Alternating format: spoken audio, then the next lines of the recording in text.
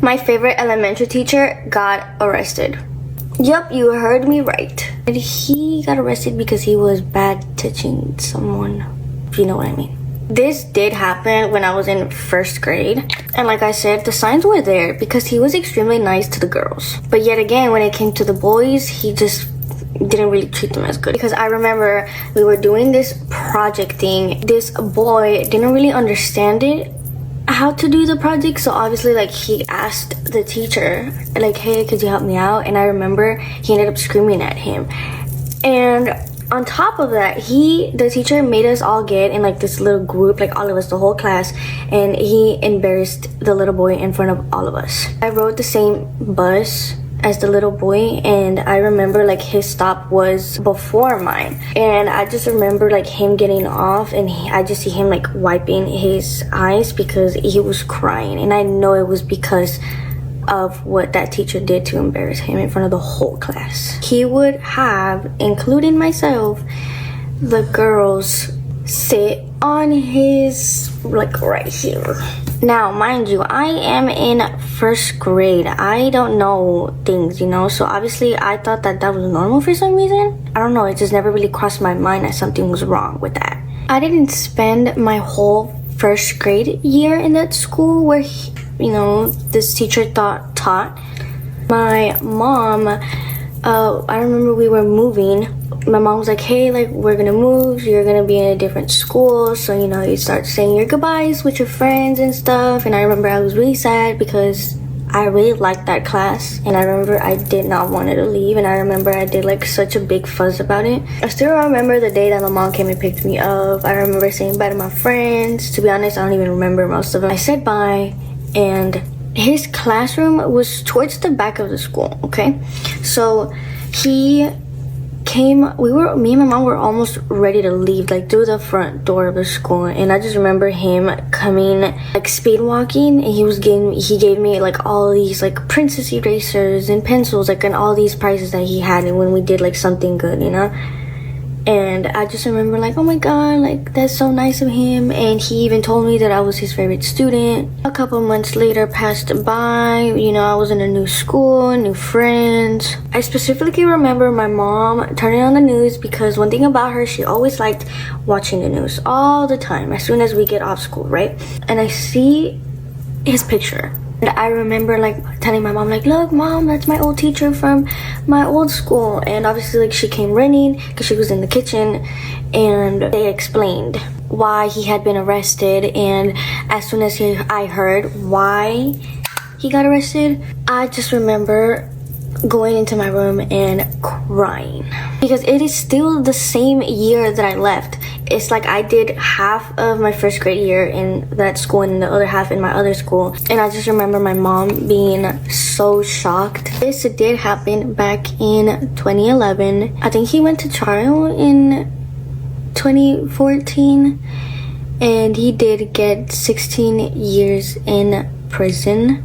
So when I was a sophomore in high school, I had this teacher who would only let the students in her class use the restroom one time per semester.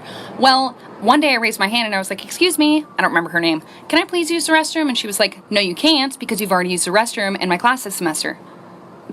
Well, excuse me, you can't dictate my bladder. So I'm like all frustrated, and I started secretly texting my mom because I wasn't allowed to use my phone in class. And I was like, Mom, I'm sitting in class right now, my teacher won't let me use the restroom. And she was like, I'll take care of it for you. And I was like, okay. So like 5 minutes goes by, and all of a sudden my teacher's phone starts ringing, and she walks up to it and answers it, and she's like, hello? Yeah. Okay, thank you. And then she walks up to me like so angry, and she like slams the pass on my desk, and she was like, since you have to go that bad. And I was like, yeah, I really do, thanks. And I got up and left. I didn't even have to go to the bathroom. It was just the principle of it. I just roamed the halls. I'm gonna tell you guys a story that I have never told anybody because I'm fat. Because I don't think anybody would believe me. This happened literally like not that long ago, maybe like 4 months ago. I went to Ross in an area that I did not know. I went to go get some gym clothes because I wanted to go to a gym nearby with my friend, but I ran inside of Ross to get some clothes, and I saw this guy outside. And he like looked at me, he stared at me a little funny, but I was kind of like, okay, whatever. It's just like a weirdo just staring. And then he walks into the store kind of like behind me, I go and I'm looking for some tennis shoes, and I see him at the end of the aisle staring at me. And I walk to the t-shirts, and I'm just like, I'm overthinking it. This dude is probably looking for some shoes for, I don't know, like, I'm just overthinking it. So then I go somewhere else, and he follows me again to the shirts, and then I go to the pants, and then he follows me again. And at this point, I'm like, okay, I'm not overreacting. This guy's following me. I'm a little freaked out. And then I see him take a picture of me. And I was like, oh, hell no. Now, mind you, I'm still kind of debating with myself whether this is really happening or not, because I'm not your stereotypical, like, pretty person, right? Like, I don't look pretty. I don't know how to explain this, right? And then I'm freaking fat. Like, in my mentality, I have always thought nobody's gonna want to freaking kidnap me because I'm fat. Like, that's gonna be too much work. At this point, I feel very, very, like, uncomfortable. I go to the checkout, and he's like right on the other side of the checkout line, kind of like waiting for me to leave. And then I see when I'm paying, he goes to the door. And I tell the lady, you know what, like, this is gonna sound crazy, but I think I'm being, like, followed, and I think this guy's outside, like, waiting for me, and I'm actually, like, genuinely scared. And he's all like, are you sure? And I was like, no, actually, never mind. She doesn't even say, are you sure? She's like, okay, let me get somebody. She goes to security. She's like, hey, like, some guy's following her, blah, blah, blah, blah, hold on. And then somebody's like, no, she's not lying. Like, I saw the guy following her. I saw the guy following her on the cameras. It's really weird. Like, he's been creeping up around her. I thought that he was with her and they were just playing around. And I was like, okay, yeah, like, I'm not crazy. And so they walk me out, like, to my car.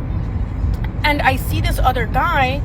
And then I see him, like, by my car. And I'm like, he's right there. Because he was wearing a red hat. So, like, I could see him. And there's this other guy with him. Y'all, like, I'm serious, dude. Like, I was literally about to get kidnapped. Two guys standing by my car, the guy with the red hat and this other guy, and they literally, like, look at each other and they're like, leave. They walk away together, and, like, the security guard, like, walks me to the car. I get in my car, I lock my freaking car so freaking fast, and I run out of there. Like, I drove out of there so freaking fast.